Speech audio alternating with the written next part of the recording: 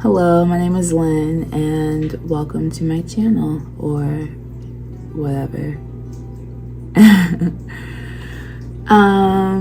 Yeah, like this video, if you like it. Subscribe to the channel if you like me, and as you can tell by the title, beauty is fried.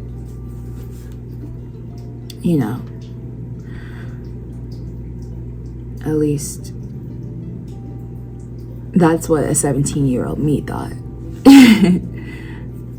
So basically, where do you source your beauty outside of like being attractive, being pretty? I think that is a question that is beneficial for the youth, for us to ask ourselves, male or female, woman, man, it doesn't matter. Just where do you source your beauty outside of being attractive?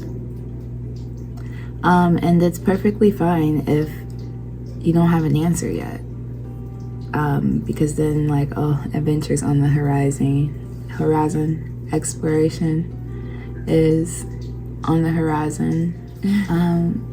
Just hold space for yourself to discover a new facet of what makes you beautiful.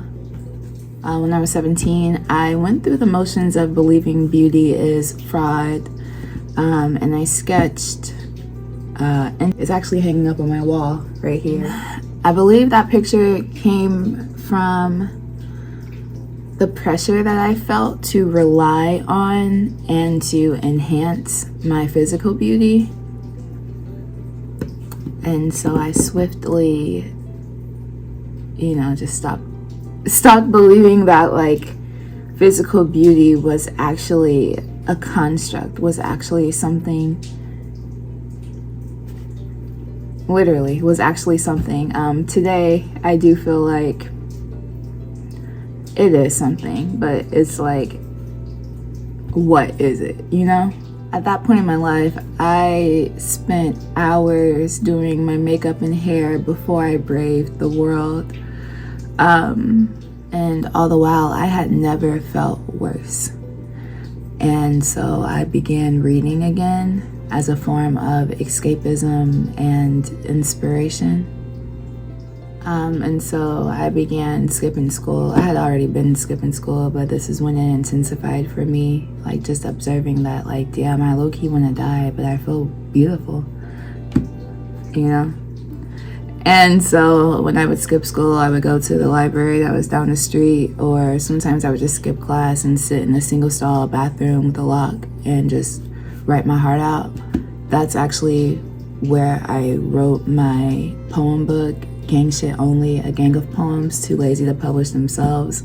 That book is for sale again, so my heart is extraordinarily happy about that. And my storefront will be linked down below. So what is beauty? And by definition, beauty is a combination of qualities such as shape, color, or form that pleases the aesthetic senses, especially the sight. By definition, that's what it is. When it comes to describing the beauty of individuals in this collective, I've noticed that we put the most aggressive verbs we can literally think of in the forefront, like striking, stunning, drop dead.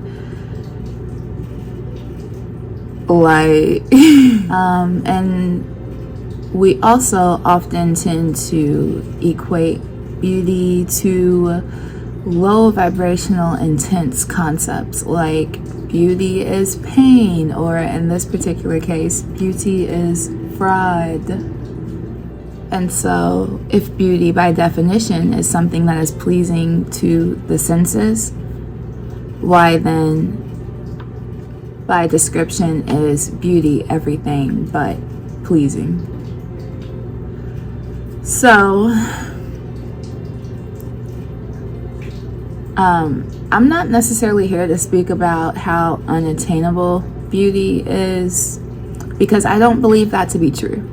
I believe that no matter what beauty standard is your muse, it is attainable. It's just a question of how far are you willing to go to attain it. And before you embark on any of that, you have to have self-accountability and ask yourself, why? What does this mean for me? What does this do for me?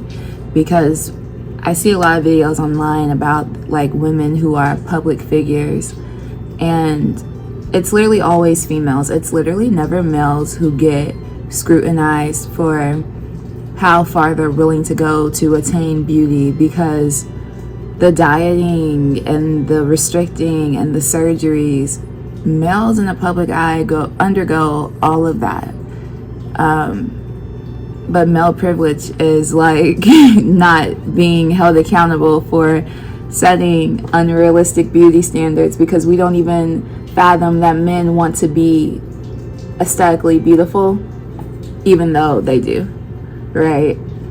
But yeah, so basically you're not gonna catch me bashing any public figure that's a female because they have decided that they're willing to do anything to achieve what they find to be beautiful. That's their prerogative and it's their right. And if I do exploit that, trust that I would extend it to males too. And I'm definitely looking at Dwayne "The Rock" Johnson for starters, because rumor has it he got breast implants, y'all, allegedly, in his titties to make his titties look like muscles, right? But we gonna give Kim Kardashian shit because she lost 15 pounds to fit in a dress that's centuries old. So basically, y'all not gonna catch me attacking a woman because she wants to be beautiful until society starts holding men to the same standard. Then I might join the conversation. Okay, so anyway, that was a ramble. I'm saying that to say there are individuals in our society that will go to any lengths to achieve one specific beholder's idea of beauty. And so we have to have the accountability to ask ourselves, what makes me beautiful? And I'm gonna answer the question because personally I source my beauty from a plethora of areas as it pertains to my life, and my main source of beauty is my art, because it's unique and it's everlasting and it is a representation of the contents of my heart, and it's transformative.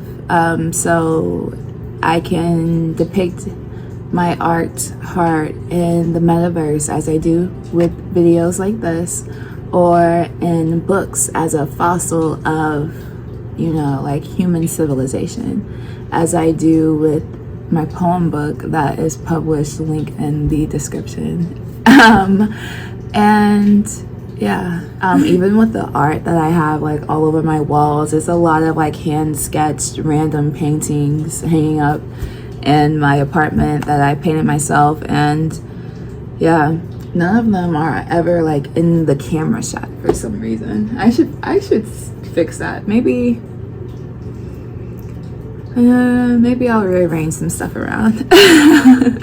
Anyway, another place that I source my beauty is how I make people feel these days. I am very committed to just making people feel seen, and it's always so surreal, like when I'm interacting with someone who's not used to being amused or being admired, or even having people just intrigued by just what makes them them. Like, I love listening to people talk about what they're passionate about or what they're interested in, even if I have no clue about it. And it's even better if I don't have a clue about it, because then I'm going to be even more curious for an even longer amount of time. At any rate, I'm not oblivious to what makes me physically attractive. I'm just not going to source my beauty in that, because I am a peaceful, joyful being. Not just a happy, you know, content being, because happiness and being content, that is fleeting, almost like beauty, you know. But joy and peace is something that once you accumulate, it'll be everlasting once you learn how to set boundaries around protecting it. And so, yeah, I'm playing to win for the long haul. And so I'm just not gonna source my beauty in anything that's tangible, because that can be here today, gone tomorrow, as we see with all these different trends and trying to keep up. It's just like, no, I feel sexy when I feel healthy. If I eat like shit, I'm not gonna feel sexy, you know what I mean? If I don't pray, I'm not gonna feel like I have any clarity. If I'm not kind and compassionate, I'm not going to feel like I have any purpose. And so these are principles and not trends.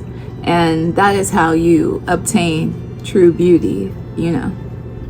And that true beauty might not always translate, you feel me, to other motherfuckers who don't know what true beauty is. It's not for everyone, you know. Everyone doesn't have to understand your beauty.